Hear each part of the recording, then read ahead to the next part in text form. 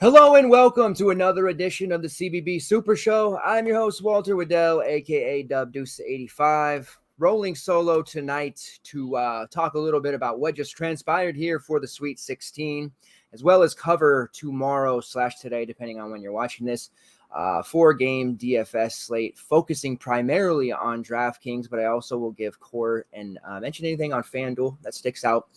Talk a little bit about bet stuff that I see, any PrizePicks stuff that steps out to me. And overall, you know, the name of the game, just breaking down the slate, talking college hoops, and answering any questions, comments, and concerns you may have. If you're watching live, please smash that like button while doing so. Please interact with me in the chat. Like I said, if you have any questions about the slate or any comments, anything at all that you want to talk about, feel free to do so. If you're watching on demand, please also hit the like button. And, you know, you can post in the comments of the YouTube video. I definitely check that throughout the day and answer any questions that might pop up through there. Or you can get me on Twitter, of course. There's only a few days left, or I guess, you know, a few rounds left for DFS purposes, but there's still a lot of content to be had. So get yourself over to FTN Daily. Use that 20% off discount for DUB, which is my code, to get yourself in that gold niche package, which gets you access to tennis, soccer, NASCAR, collegiate sports, esports, all that good stuff. We do PrizePicks trackers, cores, articles, exposures, everything you need to be a successful player in whatever sport you choose. All right, so I haven't been on since Monday. I wasn't able to go on earlier today. Had some other stuff going on. I definitely watched the games, had a really interesting time, and was very much so pacing holes in my carpet about some of these games. Really kind of an intriguing surprising stat is that this is the first time in 27 years that 2 number 1 seeds have fallen on the same day in the Sweet 16. So, of course, Gonzaga falling to a very tough Arkansas team. Got to give them their flowers. I didn't expect Arkansas to win. Chet Holmgren in total foul trouble. Jalen Williams just smashed. JD Note smashed.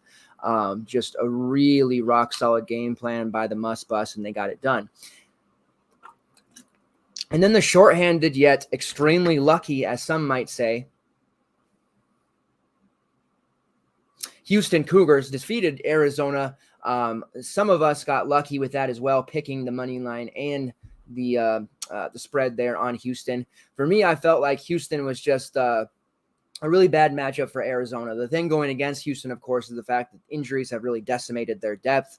They really only have, Juwan Roberts, Ramon Walker, and sometimes Reggie Chaney as their bench pieces. They don't have a lot else. Taze Moore was in severe foul trouble all game long. Fabian White still clearly being affected by that, back stuff that's going on and back spasms. He has been able to only play, at probably like 75%, if that. They're still getting it done. And guys like Jamal Shed, Kyler Edwards stepping up. Like Taze normally, but he had a bad game. But Arizona just didn't have the personnel needed. Kirk Risa was getting burned again. Shed was taking him to the rack. We kind of predicted that earlier on the betting show that I was on earlier today on the FTN Network, and it just it worked out. Houston is moving on, and man, if I can only imagine how good and what real chance they'd have of winning this tournament if Tremont Mark was healthy. If Fabian White wasn't dealing with, back spasms, and of course, if Marcus Saucer was playing, they just, it's a hell of a job by Coach Sampson. I don't care what anybody says. The man is one of the best coaches in the country and the world. And the fact that he's got Houston in the Elite Eight with their draw, their depth, and all this other stuff that's been going on is phenomenal. Other games, Duke, of course, won. I thought Texas Tech would have a shot there. Texas Tech, O'Banner, really solid game, double-double. Bryson Williams, really, really good game. It's unfortunate that, unless you're a Duke fan, which if you are, then it's not unfortunate. But for the rest of us, it's unfortunate that Duke advanced. And I'm not trying to be a Duke hater, but I don't want to see them win this thing with Coach K. His swan song, I get it. Duke versus Arkansas is going to be a hell of a fun game for DFS purposes. It's wild, even speaking of DFS, Texas Tech, how really, truly low-owned a lot of their guys were. I know they're not sexy, but we know targeting against Duke has been a profitable move. And O'Banner, Bryson, Arms was okay. A lot of good stat lines for the Texas Tech guys. And I think, we're going to be heavy on Arkansas during that game against Duke. And then Villanova took care of business against Michigan. I think most of us kind of felt that way. I thought Michigan maybe had a chance, but not really. They just, the guard play escaped them, with Devontae Jones not playing well, and Dickinson had a big game. That Villanova front court is pretty soft, as we said. But Villanova, Coach Wright, you can't bet against them. So Michigan's out after all the trash talk that Hunter Dickinson did. Nova versus Houston is going to be intriguing. Colin Gillespie had his leg bend backwards semi-gruesomely. They are saying that it's not as bad as it looked, but that could just be coach speak, or, maybe them trying to speak that into existence. I'm certainly not confident about it. And I feel like Gillespie, won't be at 100% here in just, 36 to 40 hours, which is going to be a problem with him being guarded by, Taze Moore and this Houston defense, which is flying high. So I'm going to be all over Houston. It'll be interesting to see what that line is, but just know I'm on Houston and Arkansas here for betting purposes. Tried out the mini max, just a little bit about me, just to talk about, I like long walks on the beach, and I like to, read romance novels. But no, just with everything going on with all the landmines and everything, I decided to play the mini max. I've been kind of practicing my MME stuff in the 20 max $1, just, throwaway lineups, playing with rules and optos and everything. So I did the 150 max today, and it actually worked quite well. I'm kind of stoked about it. I'm not, it's not like I won a ton of money, compared to some other guys, some of our subs like Hamhawk, who went ham. I think he cleared another like 15, 20K. So good on him. But a near takedown for me in the mini max, which I was really happy about. And that lineup, I never would have landed on this lineup if I was to, by my main lineup or anything. The best one I had though at 266.25, which finished top 5, Colin Gillespie, JD Note, Audie's Tony, Bryson Williams, who I was really high on him. I'm really shocked how low owned he was. Hunter Dickinson, Jermaine Samuels, who went way bonkers. Dallin Terry, who we love him at FTN. We're always talking about him. And then Kevin McCullough, who had some injuries of his own mid-game. But you see, it was a non-Gonzaga lineup, and it almost took the damn thing down. So it just kind of shows you when you're doing these large fields how creative you have to get. And I'll be doing it again tomorrow because I got the MME fever now, boys and girls. I'm definitely feeling the MME stuff. So I'm going to be screwing around with that tomorrow and see how it goes. All right. So slate-wise, we're going to get into that as well. This is the slate. I actually like this slate better than today's. When I was on the betting show, earlier today, through my 3 favorite bets, Houston being one of them. The other ones were Providence plus 7.5 and Miami minus 2.5. So I'm certainly going to be still very high on those. If you're, looking for some betting options, those are going to be my favorites, but I'll have some others and I'll load the betting tracker for props and everything like that. Tanya asks, is this the last CBB show? The last one ever? No, definitely not. So I'll be back the rest of the way. I got a lot of family stuff going on. I don't really talk about it. I had a kid recently. So that's why I haven't been around much. There's my 4th kid, my 2nd son, and he's been dominating my time, but he was watching, some sports with me and stuff. I'm going to turn him into a sports baby, but I am going to still be doing my thing. I mean, I was grinding the show earlier today. Tomorrow, I know the slate, it's only going to be, 2 games, whatever. But I will have a show still to, give my thoughts, especially, it doesn't have to just be DFS centric. At this point, I'm going to be talking PrizePicks, further than just what I normally do at the end of the show. A little bit more into betting, talking props that I might like and what we can apply to it and stuff like that. So yeah, I will still have a show tomorrow night. I will still have a show Saturday night. And then, as we get into the Final Four, I'll have one probably kind of, final show where I talk DFS, and then maybe one right before the championship where we come on and just kind of maybe rehash the season and talk a little bit about what to expect for the championship game and kind of delve into showdown slate strategies. Tanya also posts Houston is minus 1.5 at MGM. Okay, so that's open, and then Duke minus 4.5. So I definitely like Arkansas there. I was hoping that Nova would be the team favored, but I guess we're not going to get that love. It'll be interesting to see where that goes. But lots of shows still. At least 3, possibly 4 Can't get rid of me that easily. I also do college football. For those that don't know, I will be doing a preview series in the summertime and doing shows evolving around that. Have some really cool things planned for that. Now with NIL available, not like I'm going to be paying kids to come on the show or anything, but they don't have to be scared to come on a show. I have talked with several people about getting them on. So we'll have some guests, who are other ex-players, players. The TBT tournament in the summertime is something that I mess around with. I'm actually pretty on good speaking terms with not Marcus Keene himself, but his team and their Twitter account. And they've said they would be happy to have, Keene or some of them other guys on the show. So we'll kind of evolve from just CBB into some other niche sports, which is pretty typical for me. So my mug will still be on your computer screen if you choose to, which I hope you do. All right, so let's just dive into the slate here and start talking about the first game, which is St. Peter's versus Purdue. And I think that we can definitely feel pretty good with how crazy this tournament has been so far. St. Peter's, people are already doing the unthinkable and writing them off, saying, there's no chance of them beating Purdue. And I think it's a mistake to say no chance. It's going to be tough, definitely, but this is certainly a spot where it wouldn't surprise me if the Peacocks were able to pull that off. We're getting some pretty damn good value on it. St. Peter's plus 12.5. Over under of about 134.5. I do like the over there.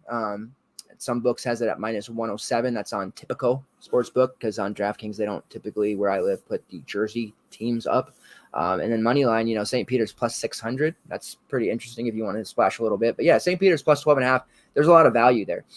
We know that Purdue, we've been picking against their pick and roll defense all season long. Their guard play, their perimeter defense is much less strong than their interior defense. And on St. Peter's side, their perimeter defense tends to be, a little bit better than their interior. Even though Casey and Defu is a block machine, we've seen opposing bigs really rock them time and time again. So this is kind of the clash of guards versus Purdue, bigs versus St. Peter's. Purdue, of course, has Zach Edey and Trevion Williams. Both should absolutely assault and decimate and annihilate and detonate against this St. Peter's team. The same issue continues for Purdue. I'm a broken record, and everybody knows it. Edey and T-Will would be lock and load type plays if we could know that they weren't going to split, minutes and play, 18 to 22 each. I do think T-Will, they're starting to play him. It was almost as if, Matt Painter was trying to save him, and make it as far into the season as he could without playing him. And now that you see it's late into the season in tourney time, we're starting to see, dating back to the Big Ten tourney, he was playing, kind of close to mid-20s minutes there against Iowa. The game against Yale, he only played 18, but he smashed them for 27. And then you saw against, Texas there, 22.7 rebounds on his way to 32 fantasy points. That's really still going to get it done at 7-1. I think anything over 7-1, we have to start pausing. But this great DVP spot for him, the fact that he's probably going to see mid-20s minutes and the opportunity for more. If the game stays close, if Zach Edey gets too early fouls, like T-Will could push 30 here. It's no longer, Painter doesn't have to save him. There's really no tomorrow. It's win or go home. So play the damn guy, right? So 7-1, T-Will, definitely a core play for me.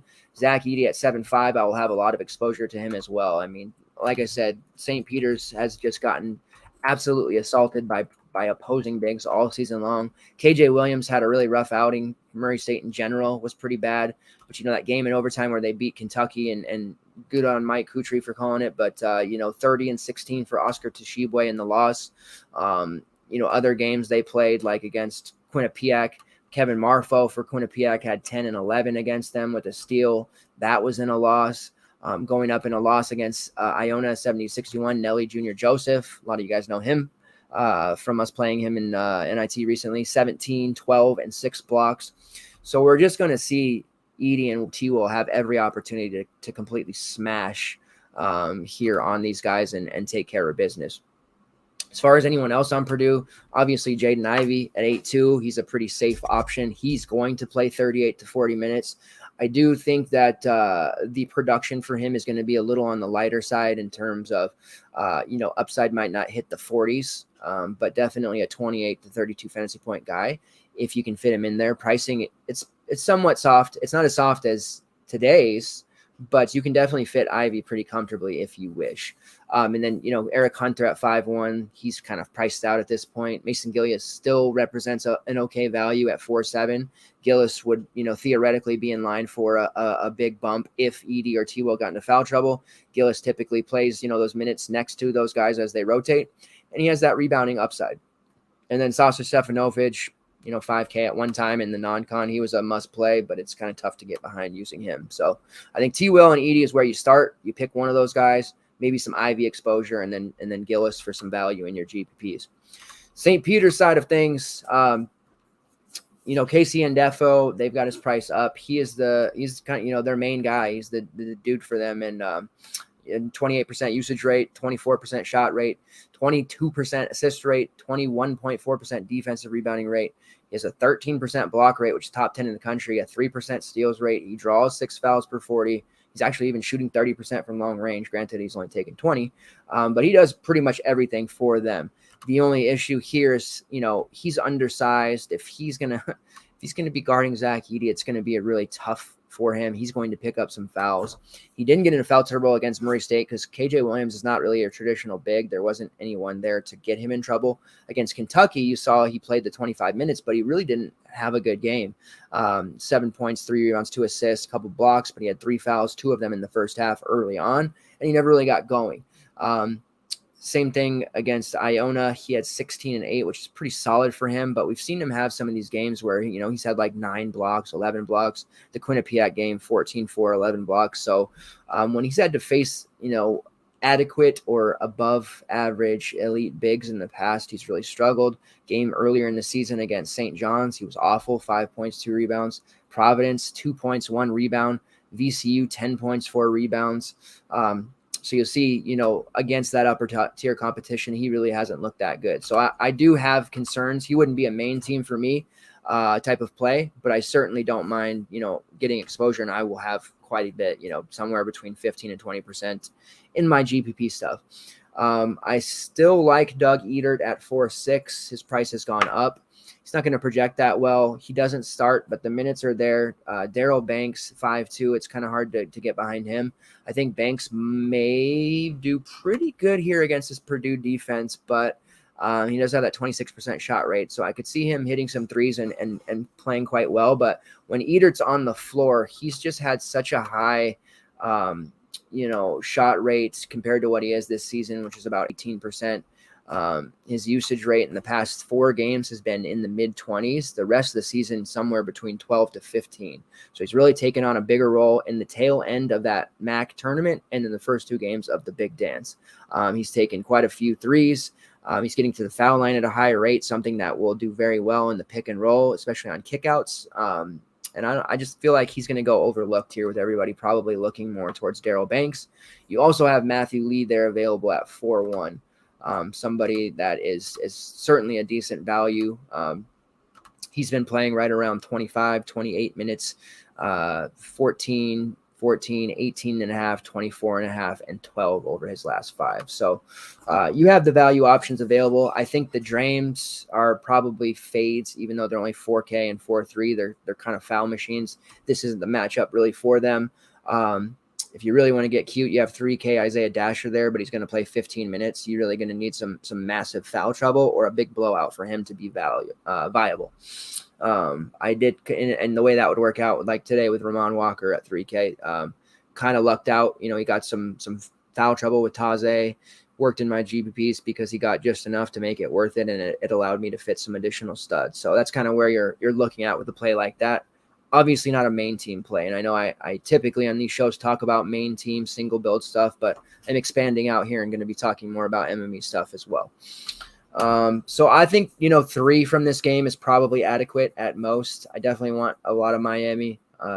North Carolina, UCLA is juicy. I think Providence side of Kansas is good. So I don't want to be full stacking this game here, the first one, but 2 Purdue, 1 St. Peter's, or vice versa, 2 St. Peter's, 1 Purdue. GPP game stacks of 4, I definitely can get behind. All right. Okay, Aquasaw wants me to give my thoughts on who you see as major chalk and who might be sneaky low on. Sure, yeah, I'll have a posh play. Definitely at the end. All right. And then, by the way, I didn't give the Ken Palm stuff there. For those that look at that, produced 236th in tempo ranking, first in offense, by the way. St. Peter's 240th, but their defense is 29th in the country in efficiency. So kind of the contrasting styles there will be really interesting to see who can pull that off. Providence versus Kansas. Like I said, Kansas -7.5, a total of 141.5. I kind of like the over there as well.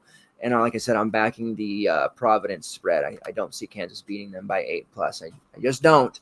Hope I'm not wrong there, but I'm feeling the Friars. Ed Cooley's just, he's not getting the love. Kansas 64th tempo ranking, 6th offensive efficiency, 28th in defensive efficiency. So very, very good. Providence, their tempo rankings 283rd. They're 31st in offense, 57th in defense. So I said on the show I was on earlier today that Kansas is, despite being the team that, won the Big 12 conference tournament, took care of business against Texas Southern, somewhat struggled against Creighton, but they're in the Sweet 16. So obviously how bad can they actually be struggling? So it's kind of a paradox for me to say this, but I haven't been that impressed with Kansas dating back to the beginning of March, maybe late February when they lost to Baylor, turned around, lost on the road to TCU by 10, struggled against that same TCU team at home, only beat them by 4, then was taken to overtime at home against Texas before eventually winning.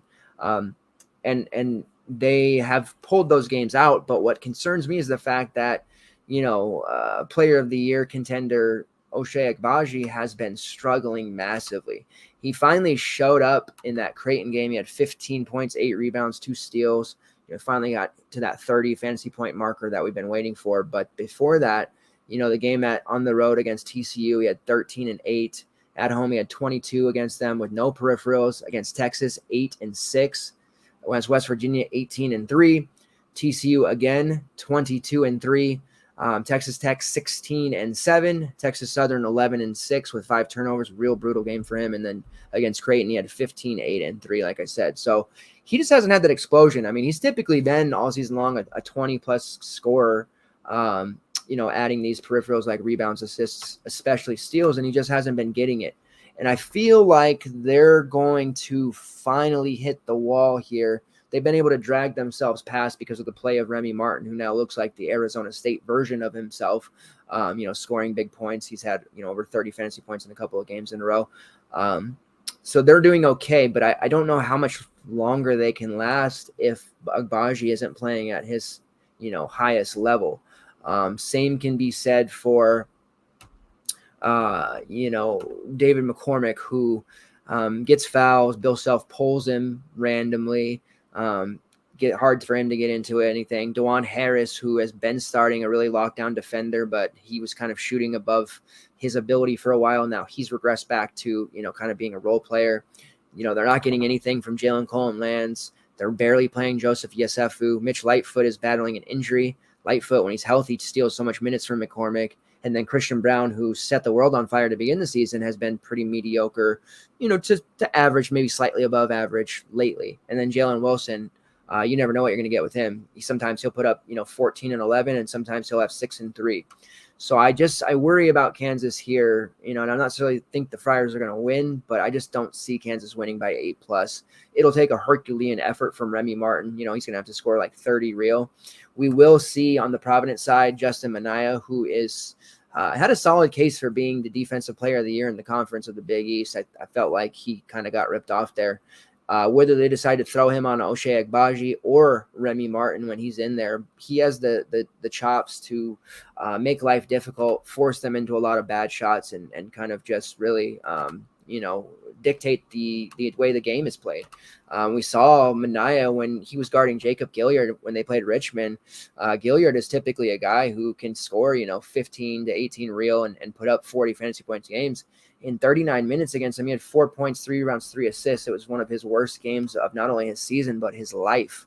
So that really just goes to show you something. And then the South Dakota State, Baylor Shireman, he was going nuts in the first, 8 minutes. And then they kind of swapped off, got Manaya on him there, a little Durham. And Baylor just didn't do much in the second half. He still had that 30-plus fantasy game, but most of those came in the first 8 to 10 minutes of the game. Once Providence adjusted, got the butterflies out, they basically shut down the Jackrabbits' main scorers. And then you look at, previous games against other, Big East opponents. They've had a really good outings when they've played against, Villanova. They've been able to really shut down guys like Justin Moore. I know they gave up 33 to Gillespie at one point, but he wasn't being guarded by Manaya. When they faced off against teams like Creighton, they've been able to shut down their primary scorers. They actually had Manaya for a time on Ryan Hawkins, and he only had 8 real against him in a loss. Providence got wasted, actually, but Hawkins didn't look that good.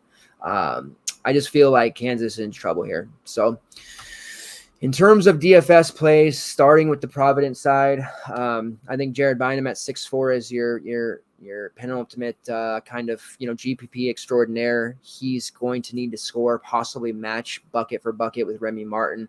I really like Noah Horkler in this spot at only 6'8". He's been playing well coming off a double-double. He's probably my favorite Friars play if you can get there. And then, Al Durham at 6'1", Justin Manaya at 5'4", even Nate Watson at 5'7". Those guys kind of remind me of the spot that Texas Tech were in today, where people weren't really talking about Tech. They didn't really, draw a ton of ownership. It's a 4-gamer, so of course they still had, 18 to 25, but they probably should have been more guys like, Bryson Williams and Kevin Obanor. So they're in that mid 5K range, and they're going to play lots of minutes. They're in a matchup that they can exploit. And I think that we could see a lot of 4X plus performances from guys like Durham, Watson, and Manaya.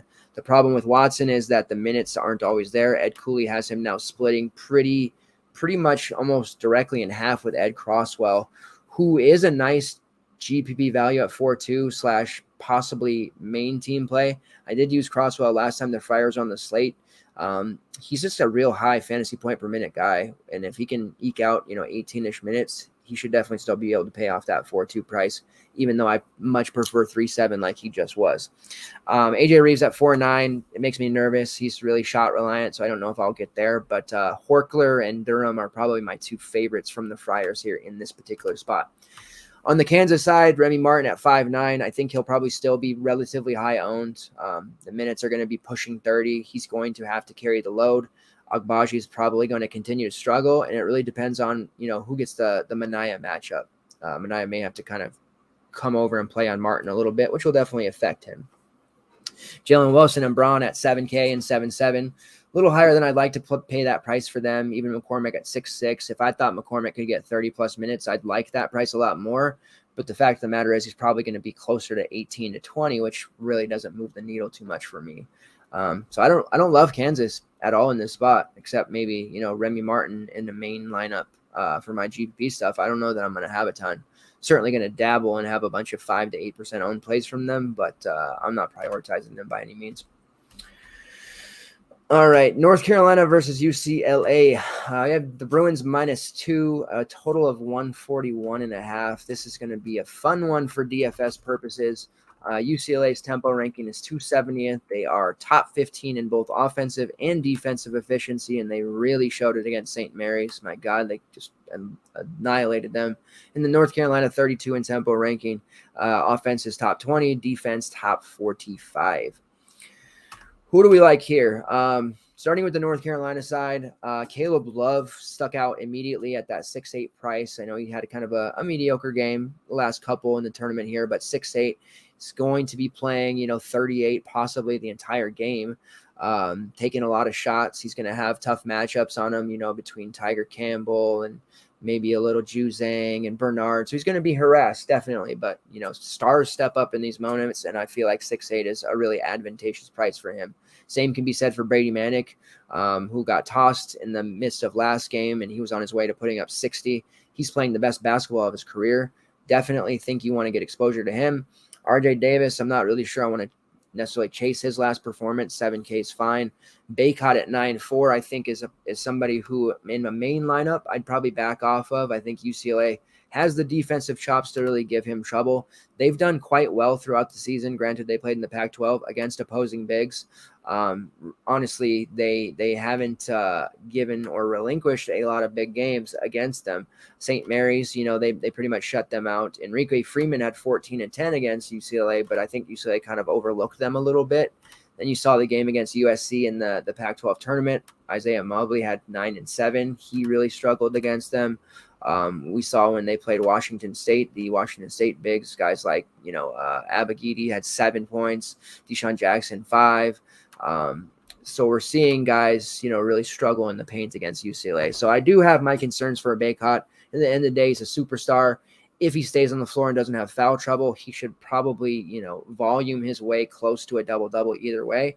I just have question marks about paying that 9-4 in my main when the value on this particular slate is a little bit, spotty. I think this is a slate that's just, asking for a mid-range balanced, hybrid balance, whatever you'd like to call it, type of build.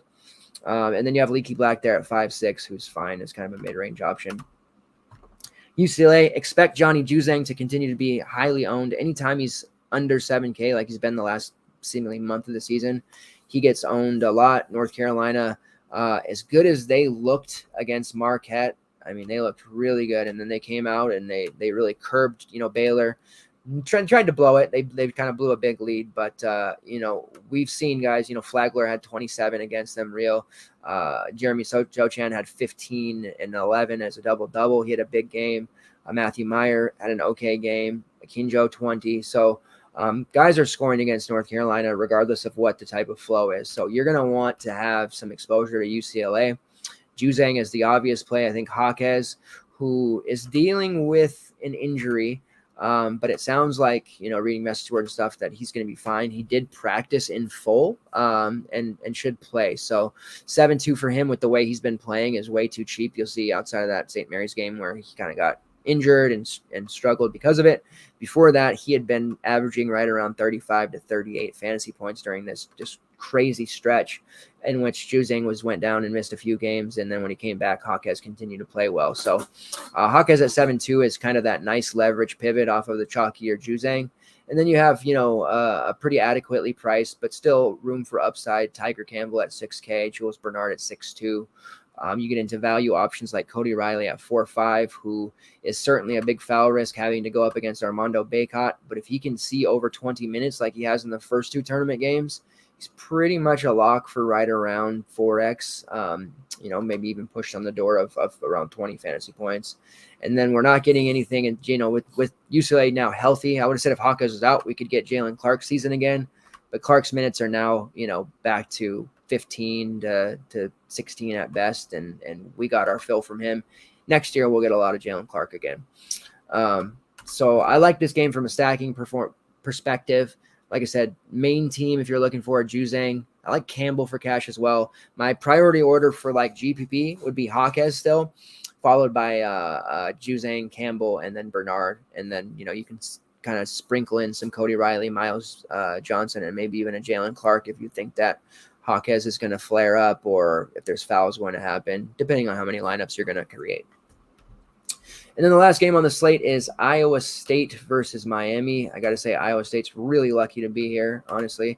Miami minus 2.5, 133 total. This is one of my top 3 bets from earlier today. Miami minus 2.5. Love it. All over it. I think they're going to cover quite easily. And Iowa State, what TJ Otzelberger has done with them is phenomenal. The fact that he took over a team that could barely win, 2 or 3 games a season ago, take them to a 20-win season and make the Sweet 16 of the tournament as an 11 seed is phenomenal. But they've been able to face an LSU team that obviously kicked their coach aside because of really bad stuff. The LSU offense puttered out to only 54 points. They lost 59-54. Wisconsin, Johnny Davis, just they really had a good game plan against him. He couldn't make shots. Chucky Hepburn, dealing with the injury, and they could only score 49 points. So Iowa State 154-49. I do not see Iowa State holding Miami under 70 points in this game. I really don't. I would be shocked. And I don't know that Iowa State's going to be capable to keep up with them unless it goes to overtime. You see typically games where they're in regulation, they're right around that like mid-60s range quite a bit. And I just don't know that they're going to have the guard play to hang with Miami. With that being said, Isaiah Brockington, the Penn State transfer, is an amazing scorer. He has a 30% shot rate. He can get it done. And Tyrese Hunter, the star freshman who is going to end up in the NBA sooner rather than later, who has been playing out of his mind at the right time of season. I mean, Iowa State does have the guard play. So the rest of the roster, Gabe Kalshore was the one that went off last game. I wouldn't count on that.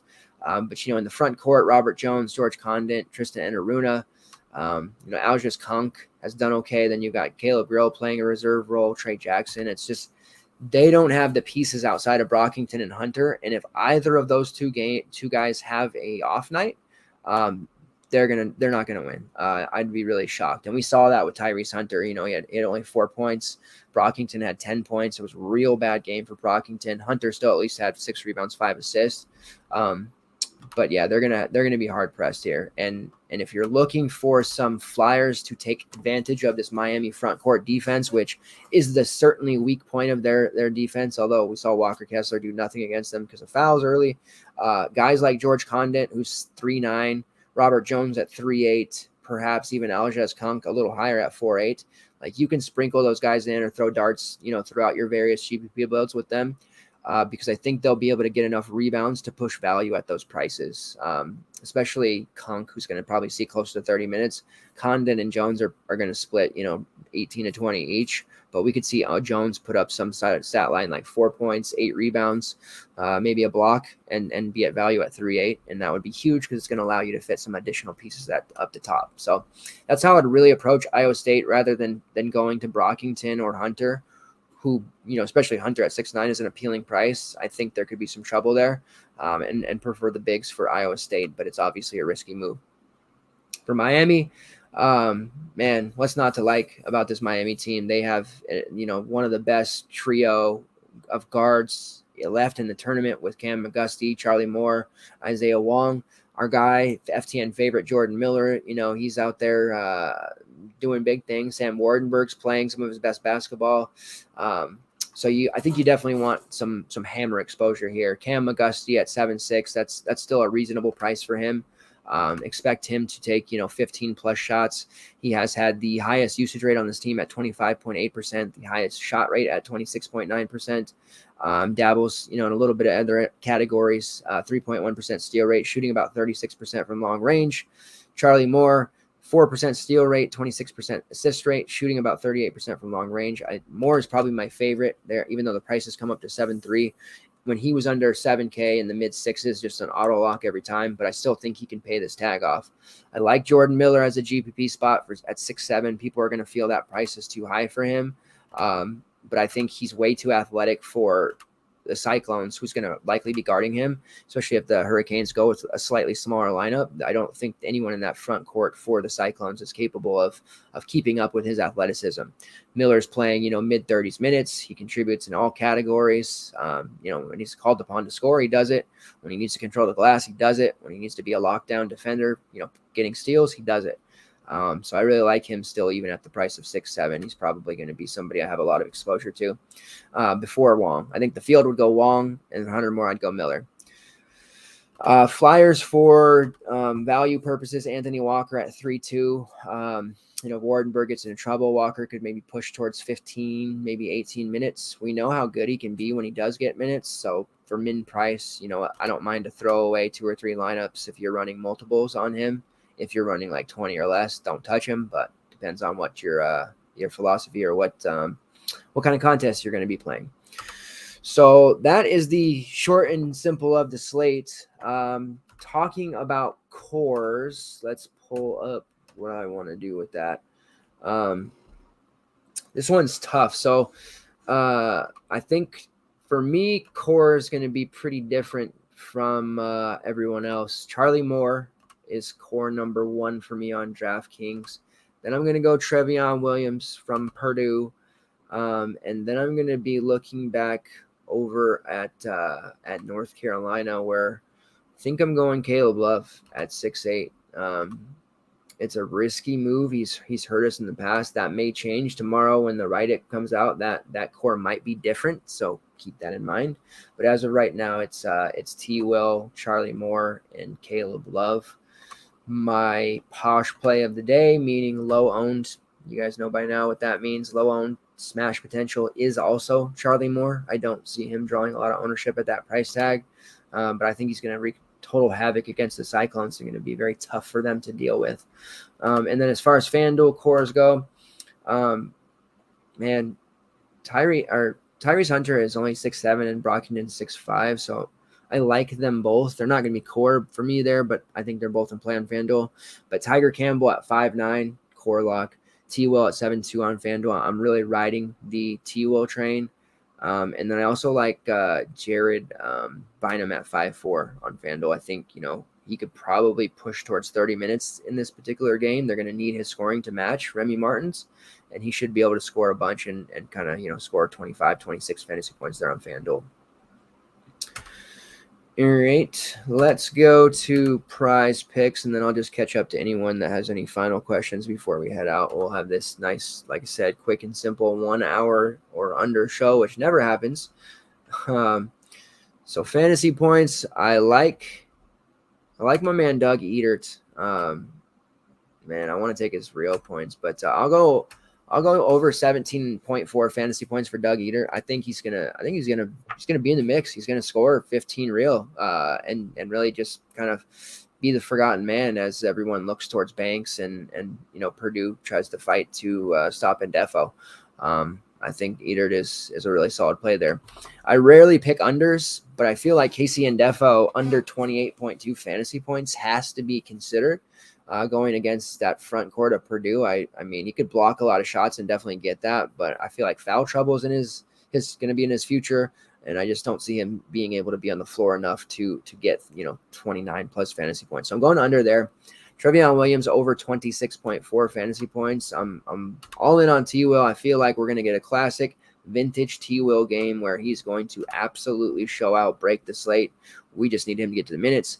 With that being said, I also like T-Will over 7 rebounds. That is going to be another primary one for me that I'm really high on.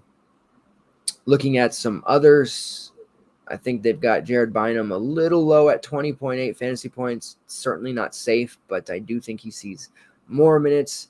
Johnny Juzang over 24.7. I like that one. Definitely. That's going to be a predominant one for me. And then Charlie Moore, he's been a really safe option for 30 plus fantasy points pretty consistently. So I think I'm going to be hitting his over as well, which right now they have it at 28.4 going against Iowa State. So I'll be looking at that for him as well. They have his assists kind of high, so I'll probably back off there. The blocks and steals category is interesting. I tried it with Chet today. It didn't work out with his over 4.5. There is one here for blocks and steals. That's the combo of the two that I think is going to make sense, and that's Zach Edey's over 1.5 blocks and steals. If Ndefo tries to score on him, he's going to get his shot sent back to the stands, and Edey is capable of getting a steal. So he only needs to get 2. I think that's a pretty solid bet. So that is one of my featured PrizePicks plays as well. All right.